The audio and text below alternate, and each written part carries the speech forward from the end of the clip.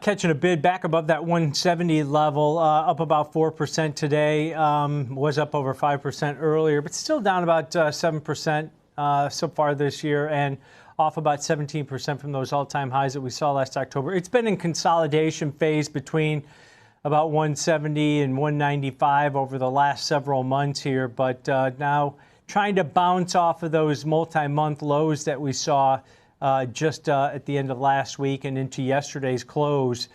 So some positive news today, the $2 billion investment into Marvell Technologies as they're trying to continue to leverage this roundabout type of cycling of investing in different companies so they can sell more of their GPUs and more of their technology. Everybody wants to be in this NVIDIA ecosystem moving forward, and I think that's why NVIDIA, who has a lot of free cash flow, is putting that out there. And today was Marvell's turn, and that stock's doing well. Everybody has questions around the valuation, which if you think about it on a forward PE, prior to today, Nicole, the forward PE on NVIDIA, which has 70% revenue growth year over year, was about the same as the S&P 500 as a whole, which doesn't grow at 70% year over year. So a lot of people expecting better things after the GTC conference, some positive commentary out of CEO Jensen Huang also. So we'll continue to see if this rally can hold. I think that 170 level is going to become a big area of support. But we did see some bullish activity, and this was really early before we saw the massive pop in the stock. Out in the April 17th, monthly options that expire in 17 days, trader bought 10,000 of the 180, 190 strike call spread here. They paid an average debit of about $1.05 on this $10 wide bullish call vertical. That takes the break even up to 181.05 over the next 2.5 weeks. That's only about 5% above the current share price in NVIDIA. So buying a cheap vertical, you know, you cap some of your gains on this one, but is NVIDIA really going to go above 190 over the next 2.5 weeks?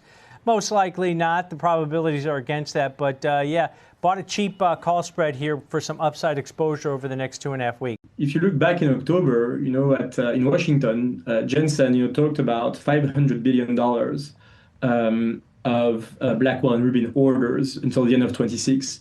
And 2 weeks ago, that number increased to 1 trillion. And that goes, of course, until the end of 27 now. If you do the math, you know, like that's an incremental $500 billion of bookings in just 4 months. So it's like a $1.3 trillion of run rate and bookings these days that NVIDIA, you know, is adding from its customers. And so that's just facts, you know, like there is no way not to negotiate here. And so what I think, you know, is happening right now is that the markets, you know, needs to wait and see, because these numbers are so large that at this point, you know, you need to build a conviction, not just based on what Jensen is saying, but based, you know, on how much the economy can afford, that this money is actually going to get spent. That's really what's going to be the catalyst. And I think, you know, we're going to probably gonna get more visibility from the hyperscalers on, you know, what their plans are for next year. The same way, you know, we get visibility on what their plans were for this year, early in 2025. That's probably going to help. And of course, just seeing, you know, NVIDIA beating and raising, because this kind of run rate, that gets us to, from a revenue standpoint, to NVIDIA generating, you know, close to like $1 trillion of revenues exiting next year. So that's like 25 bucks of EPS maybe. And so that's definitely not sustainable to have a stock trading, you know, below 200 on that kind of earnings. I think just NVIDIA beating and raising is also going to be a catalyst. Recent returns for NVIDIA have been inconsistent, with a gain of 5.6% over the last day and falls of roughly 2.4% over the previous week and 4.4% over the previous month. The most recent one-day share price return of 5.6% contrasts with a 30-day return of around 4.4% and a year-to-date decrease of roughly 7.6%. In the meantime, longer-term holders have experienced substantial compounding despite recent waning momentum, as evidenced by the 58% one-year total shareholder return and the enormous 5-year total shareholder return. With NVIDIA currently enjoying a very high 5-year total return, yearly revenue growth of roughly 23%, and a suggested 7% intrinsic discount, you have to wonder if this is a new entry opportunity or if future growth is already included in. According to the analyst, The present price is somewhat over the valuation anchor at a previous closing of $174.40 versus a narrative fair value of $170.26. Are you wondering what drives that $400 billion goal? High margins, a premium earnings multiple, and ambitious data center build-out are key components of the narrative. You might be surprised at the precise mix. This $400 billion route, however, mostly depends on Nvidia maintaining its edge in GPU and CUDA while avoiding stricter AI or energy regulations that would reduce data center spending. Nvidia appears to be 2.4% overpriced at $174.40, according to the analyst's narrative, but the PE ratio indicates otherwise. Nvidia is trading below the peer average of 88.2x, the US semiconductor sector average of 38x, and even a 50.3x fair ratio that the market may approach at 35.3x earnings. So, is the narrative or the numbers the richer story? Over the last 5 years, Nvidia has increased 1,220%, making it one of the market's top-performing companies. With a market capitalization, market cap, of more over $4.1 trillion, it has grown to become the biggest firm in the world thanks to this. Nvidia's ascent to the top is well-earned. Over the past few years, the company has experienced rapid expansion. Its revenue increased to $215.9 billion previous fiscal year from $16.7 billion in fiscal 2021, which ended in January 2022. In just 5 years, that represents an almost 13-fold rise in revenue. But what makes the company's stock worthwhile now is how it has been able to change over time. Development of artificial intelligence, AI, has been the driving force behind Nvidia's success over this period. Based on the large language model, LLM, it had created, OpenAI launched their ChatGPT AI chatbot in late 2022, sparking an AI race in which Nvidia emerged as the leading supplier of graphics processing units, GPUs. Although the name comes from the fact that GPUs were first developed to enhance visual rendering in video games, their parallel processing capabilities have made them perfect for managing AI tasks. Even before AI became widely used, Nvidia had already created a sizable moat for AI workloads. In order to broaden its market beyond video games, the company created a free software framework called CUDA 2 decades ago that made it simple for developers to program its processors for various activities. In the process, it introduced CUDA into academic institutions and research centers conducting early AI studies. As a result, a whole generation of developers were trained on its software, and the majority of fundamental AI code was built on it and tuned for its chips. Join our investor community. Hit subscribe and like to get your daily Nvidia stock insights and tutorials delivered. Simultaneously, Nvidia saw the direction of trends and entered the networking industry. It created a proprietary connecting approach in 2014 that was significantly faster than conventional techniques, thereby enabling its processors to function as a single potent unit. In 2020, it purchased the Israeli networking firm Mellanox, which served as the foundation for its InfiniBand, Spectrum-X Ethernet, and data processing unit, DPU, networking components. This transaction contributed to Nvidia's transformation from a chip manufacturer to a provider of data center platforms. With revenue rising 263% to $11 billion in the most recent quarter, networking was Nvidia's fastest-growing division. But Nvidia hasn't stopped there and is still developing. That's what distinguishes a great tech company. Nvidia acquired Grok's developers and licensed the technology for its language processing units, LPUs, in response to the increased competition in the inference industry from custom ASICs, application-specific integrated circuits.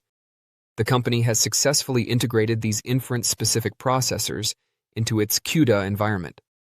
The company has also developed its high-performance Vera CPUs in response to the expected growth in data center central processing units, CPUs, with the emergence of agents.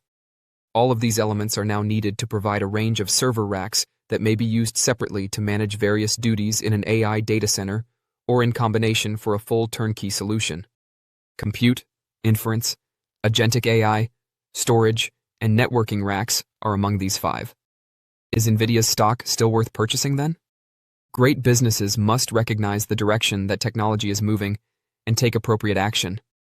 Over the past 20 years, few businesses have been as adept at this as Nvidia. Didn't simply wake up one day and discover a fantastic AI opportunity. Many, many years earlier, the seeds were sown. In the meantime, the business is still developing through acquisitions and innovation. Nvidia is aware that it cannot stand still, and the launch of NemoClaw as an agentic AI platform demonstrates the company's continued forward-thinkingness. The main reason Nvidia's stock is still a buy today, even though it has already reached the summit, is because of its capacity for growth and forward-thinking. The company's goal is to climb a bigger mountain, which is why you should desire to buy it in the long run. Don't forget to share your thoughts and experiences in the comments below. Your input helps create a more knowledgeable community where we can all learn and grow together in the world of investing. Stay up to date with the latest market trends, insights, and key updates by subscribing to Investing Tutorial. We're here to help you make smarter investment decisions and stay ahead of the curve. It feels like investors are reading that the war is ending, not that it could end. Possibly, yes. I mean, who knows what tomorrow brings? As you know, we've had over the past month or so lots of indications of this, that, or the other, only for individuals, certain individuals, to change their mind, apparently. So, yeah, a little bit of a relief rally today. It's the last day of the quarter. Maybe that has something to do with it as well. But as you know, all of us as citizens of this planet would like an end to this conflict, obviously. All right, let's talk about markets that have been hardest hit by the conflict. I'm just wondering regionally if you're looking at differences. You've seen it with parts of Europe and with parts of Asia in particular. If you look at self-sufficiency in energy, obviously here in Canada we are fully self-sufficient. The US is relatively self-sufficient. They have to import roughly about a third of their crude oil needs. Europe's somewhere kind of in the middle. Some areas better than others. Not quite the North Sea that used to have when the UK was a major exporter. But I really worry about parts of Asia. I mean, you're hearing about the lack of cooking gas for major Indian hotels, the lack of oil in various parts like the Philippines, looking to Japan to release its reserves, and then the whole squeeze on LNG as well, which is absolutely crucial for that part of the world. So when you look at the world sitting here today, we feel relatively well insulated. Yes, we're paying more at the pump.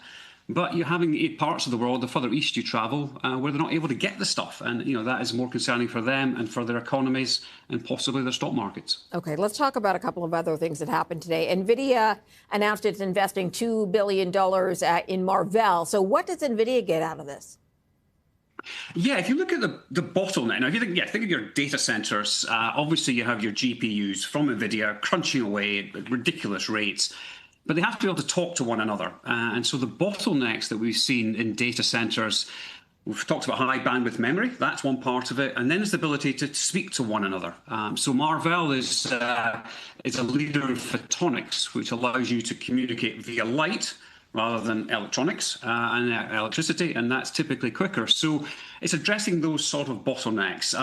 But I just think NVIDIA makes $100 billion of free cash flow a year. That's $2 billion a week. This is 1 week's free cash flow. Make a little stake in Marvell, see what happens. Yeah, as you mentioned, it's make of the action today. It all depends on what you think about the war situation. And clearly today the news was good. But I recognize that it all depends on the next tweet and to what's going to happen. But clearly, the single biggest overhang in the market is for how long this crisis lasts.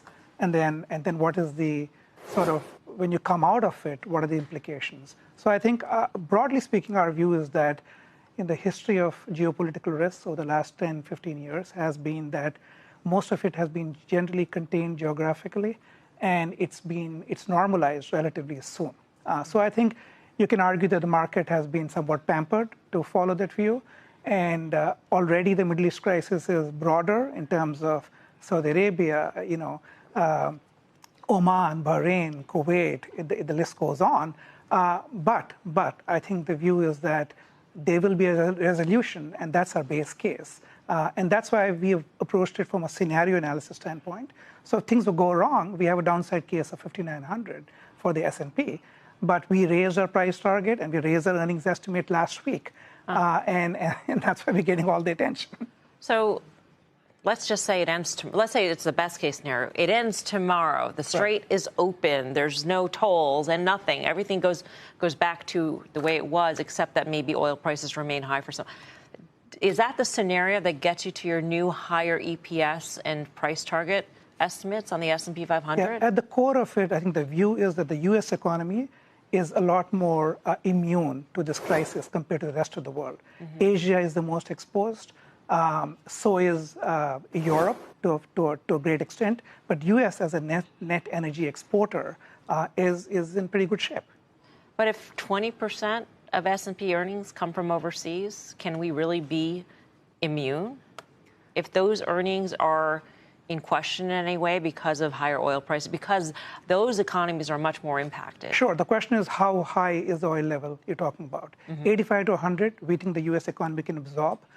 It'll make some impact on consumption. And in fact, in getting to our 76.50, we do assume that consumption declines, and we do assume that global economic growth takes a hit. But we also assume that the U.S. economy is going to be relatively more resilient. And that's how we get to those numbers. Part of the reason is, one of the most interesting facts we see right now is for the first time in ages, at this point in time, normally the earnings revisions go down about 150 basis points. Right now, it's up 400 basis points. That's a 550 basis point delta, in good part driven by the part of